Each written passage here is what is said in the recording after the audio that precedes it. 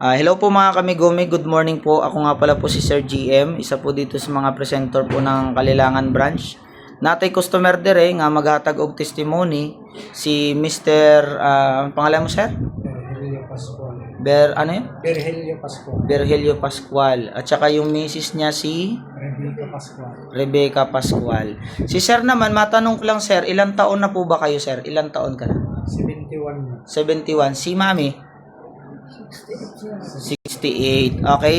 Sila pong dalawang mag-asawa ay ilang araw na po nag-therapy dire kay Megumi? Katartin namin ngayon dyan. Isang buwan nyo ngayon? Hindi, 13 days pa. 13 days pa lang. 13 days pa lang. So sa 13 days sir, na nag-therapy ka mo sir, ano yung mga sakit mo dati sir, nga wala ka pa dire nag-anhi sir, wala ka pa nakasulay. Ano yung sakit mo sir? Number 1, diabetes. Dahil umabot ng 500 ang ng diabetes ko. Bago lumalabo na yung paningin ko. Tapos, unsa pa mong dire sir? May ulcer na ako dati. Dahil naranasan ko kumain na ako ng fresh na dugo. Dahil sa sakit ng bituka ko noon. Nagka-ulcer ikaw sir dahil sa? Siyempre, Sa preska. laging sa trabaho, napapabayaan ng tamang oras ng pagkain. Okay, Kaya so nagkaroon ako ng ulcer na sakit. okay. So si ma'am naman po ay na-stroke siya, tama?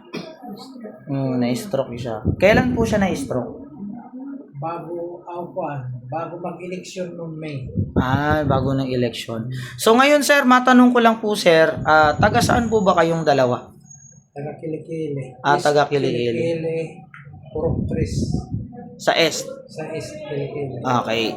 So sir, matanong ko lang sir, sa 13 days mong pag-therapy dire kay Megumi sa machine namin, ano yung mga nakita mong mga pagbabago sa lawas mo sir nung nag-try ka na sir? Parang kung na sir, dahil healthy na yung katawan ko, hindi na ako umiinom ng gamot. Nawala na yung ulcer ko dati, at saka yung mata ko, gumaganda na ang paningin. Wow. Kamusta yung sugar mo sir? Okay na sir, dahil 105 na lang. 105 na lang sir. Sa 500, bumaba ng 105 na lang. Wow, galing naman. Okay, so si ma'am naman, ano yung na-feel natin kay ma'am? Anong na-feel mo sa asawa mo sir nung nag-therapy siya dire? Ano yung alivio niya? Dati sir, yung kamay niya laging natigas na gano'n. Oo. Pero sa ngayon, tignan mo, nakaunat na yung kamay. Nauunat na niya, no? Tsaka napansin ko sa kanya sir, ang bilis niya na maglakad, ano? Kaya na niya ng masarap ng tulog. Masarap ng tulog. Tapos yung kamay niya, nauunat na.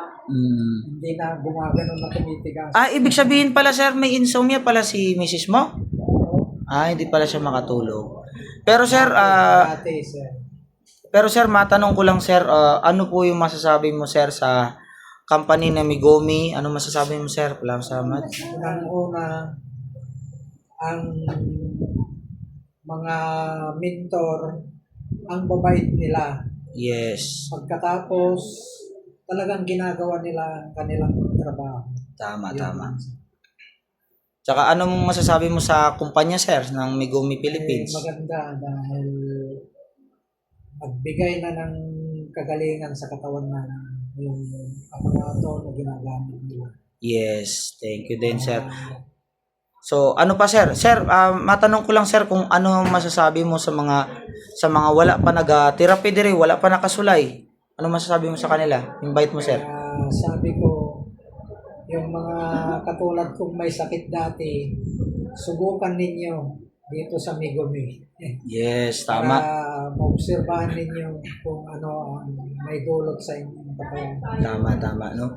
Wala namang masama kung susubukan. Oo. Tama, sir. At saka magsakripisyo. Yes, tama. No? So, yun lang po, sir. Maraming pong salamat sa pagbigay mong testimony, sir. Thank you.